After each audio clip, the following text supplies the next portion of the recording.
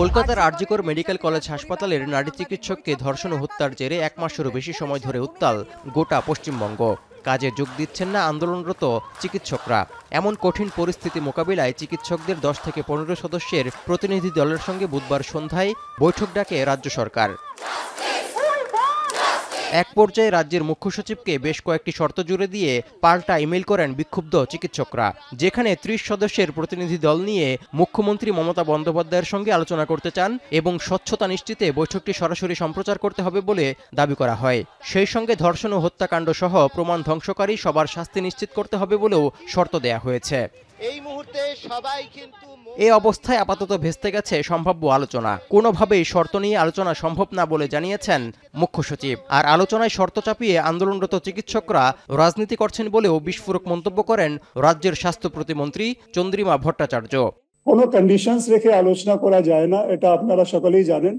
আমরা চাইছিলাম খোলামেলা আলোচনা হবে, একটু পারস্পরিক ব্রেনস্টর্মিং হবে, ওদের কি কি কনসার্নস গুলো আছে এটা যাতে আমরা শুনতে পারি।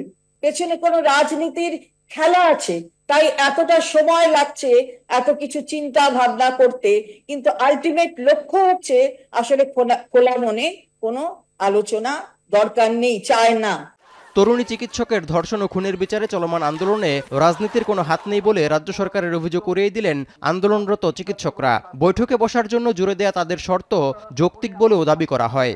সত্যি কথা বলতে কি আলোচনা করতে চেয়েছি এবং আমরা প্রথম থেকেই দাবি জানিয়েছি যে আমাদের যে 5 দফা দাবি আছে সেইগুলো নিয়ে আলোচনা করব এবং এখানে 26টি মেডিকেল কলেজ আছে, সেই 26টি মেডিকেল কলেজ তার যারা রিপ্রেজেন্টেটিভ অ্যাটলিস্ট তাদেরকে তো যেতে দিতে হবে।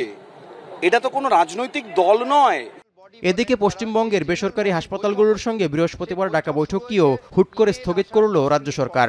যদিও আরজিকর কাণ্ডে রাজ্যের পুরো স্বাস্থ্য খাতের অচলাবস্থার মধ্যে বৈঠকটি গুরুত্বপূর্ণ হতে পারত বলে মনে করা হচ্ছিল।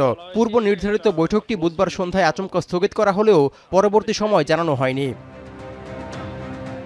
তৌহিদুর রহমান, এখন বিশ্ব।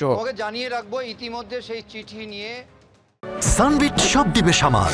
সানবিট ম্যাজিক প্রেস ডিশওয়াশিং এর মাথা ঘোরানো সলিউশন।